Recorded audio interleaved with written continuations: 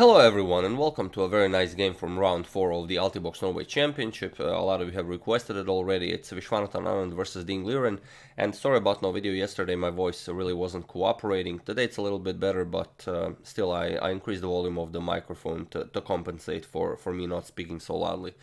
And we already mentioned that after round 3 there was a rest day, so that we will have some nice photos from the rest day. So here they are, courtesy of Leonard Otis, official photographer of the Altibox Norway Championship.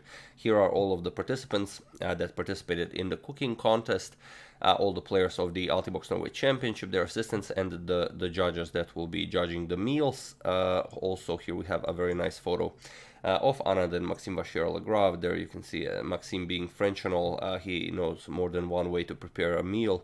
Anand cannot believe his eyes there. And here we have a nice photo of Anand decorating the plates, because the judges judge more than just the way you prepare the meal. And here is a nice photo of the meal they have prepared with I don't know who the person on the left is, but probably their assistant, or if you know, definitely do share in the comments. So that being said, let's check out the game, and who do you think won the cooking contest? That is also the question. Anand has the white pieces and he opens with e4, and we will have a nice Italian game, but Liren already played this game in Shenzhen in April this year against Anish Giri. Giri had the white pieces. But we're going to cover that as well. Knight f3, knight c6, bishop to c4, the Italian game, bishop to c5, and here, of course, the Evans Gambit is a very nice opening, but it was not played in this game. Anand just castles. We have knight to f6 and now d3. We have castles by Ding, c3, d6 now, and rook to e1. So pretty much all standard stuff. We have a5 and h3 now. Black also wants to get a move in, so h6, knight b to d2. This knight is then coming to f1 and then e3 or g3. Bishop to e6 and now bishop to b5, and here queen to b8, with the idea now that the f2 pawn has been weakened, you want to go queen to a7, and with this nice queen bishop battery harass the f2 pawn. This is the position Anish Giri had against Ding in the Shenzhen a few months back, where he played bishop captures on c6. That game ended in a draw. But here Anand goes knight to f1, so keeping everything on the board. I will still not mention if this is the classical or the Armageddon, but try to guess judging by the moves. And here there is one known game where knight to h5 was played, but here Giri goes for queen to a7 immediately, and it is of this move, move 11, that we have a completely new game. So what do you do here? Queen to d2, seemingly an odd move from Anand, because you usually want to develop your bishop first before bringing your queen into the game, but Anand doesn't want to trade pieces just yet, and he has a different plan. We have rook 8 to d8 by Ding, and now knight to g3. We have knight to e7, Ding also wants to bring his knight over to g6, and now d4. We have bishop to b6 and now queen to c2, making room for the bishop to be developed. Knight to g6 by Ding, and now comes bishop to e3. So, little by little, Anand brings the bishop into the game, and the queen will return to the d2 square. We have c6, pushing Anand's bishop back, bishop to d3, and now rook f8. So Ding pretty much developed all of his pieces, and now queen to d2. So now the queen and bishop are optimally placed. And here Ding says, okay, no more waiting around, I'm gonna create a break in the center, and we have d5. So here there's a lot of tension in the center, and where you could capture here in a lot of ways. Anand finds the most interesting way to capture. Here Anand plays bishop captures on h6, and it's a very nice idea, because if the bishop is captured, of course the queen comes to h6, and it will be very hard for black to play this. No good move will actually help black in this position. Whatever you play, let's say d captures on e4, knight captures, bishop captures. It's, there aren't all that many defenders around the black king. The queen and bishop are all the way on the queen side. And here, if you play knight f8 to guard the h7 square, just knight e5, and then, well, there's no good defense against rook e3 to g3, and whatever black does, he will suffer severe material losses. On the other hand, if you play something like e captures on d4, then again you can have a nice series of trades. Knight captures here, bishop captures, d captures, and after rook captures on e4, you could play g captures on h6. But again, after queen captures on h6, yes, you're up a piece, but again, it's a very unpleasant position to play. A lot of nice ideas for white in the position. So here Ding finds a third idea. he plays d captures on e4 first. And okay, Anand plays knight captures on e4, we have knight captures on e4, rook captures on e4, and only now bishop to d5 forces the rook to move. We have rook to g4 by Anand, and now e4, closing the bishop.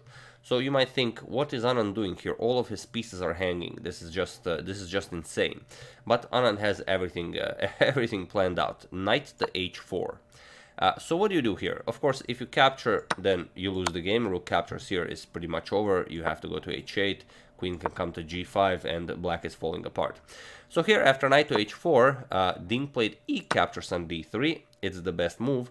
And now, what do you do here? It's really an interesting question, because the best move recommended by the engine is knight captures on g6. The problem with knight captures on g6 is that it's a forced draw.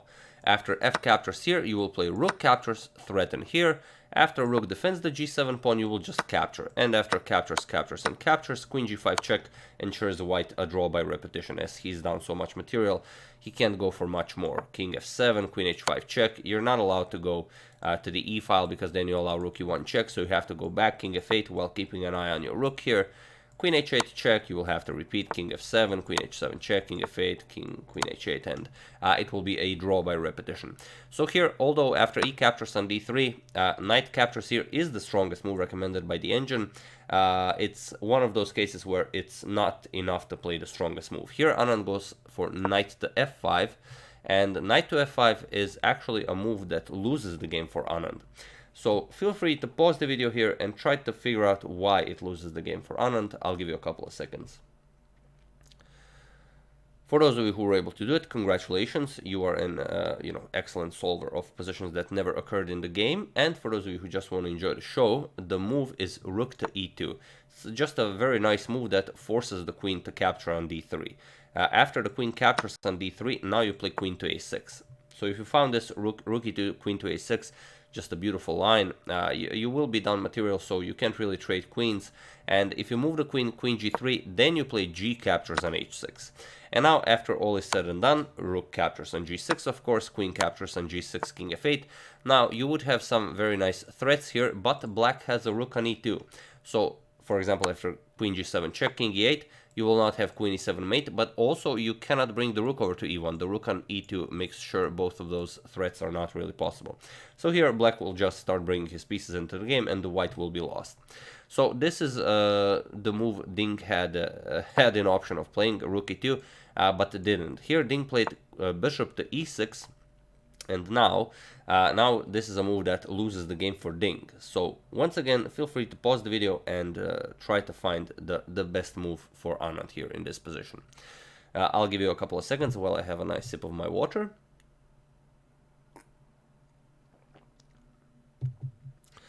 For those of you who were able to do it, congratulations.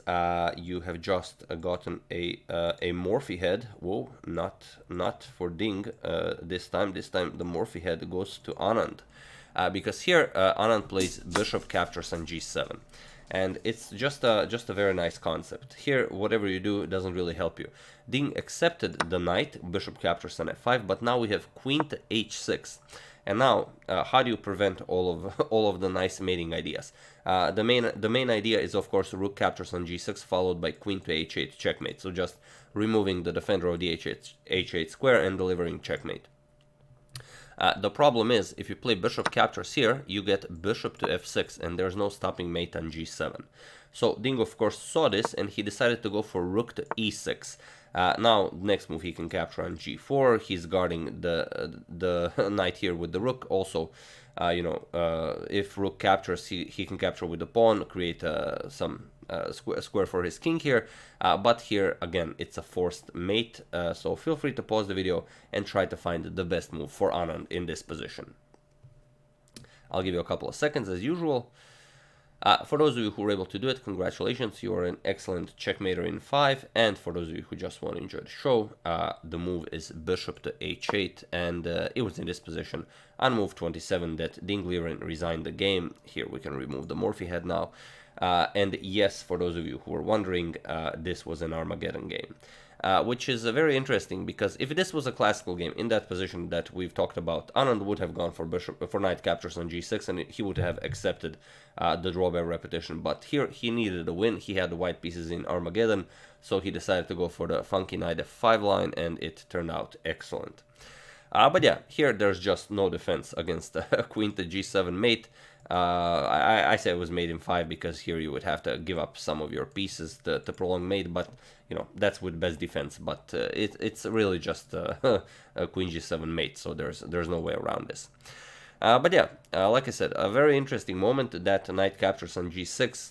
Anand had no reason of playing it because it was a forced draw, so he found another line, and this is why I found this game so beautiful. So yeah, that's the game. I do hope you enjoyed it. We're gonna show at least one more game, and I also have one more suggestion from you guys. I'm not gonna mention it, so you don't check it out yourselves. You know, you might spoil it for you. But yeah, I would like to thank Brian Cottle, Barry McMurdoch, Benjamin Garcia, Mr. Bish, and Michael Sharp for a contribution to my channel. Thank you a lot. I really appreciate it.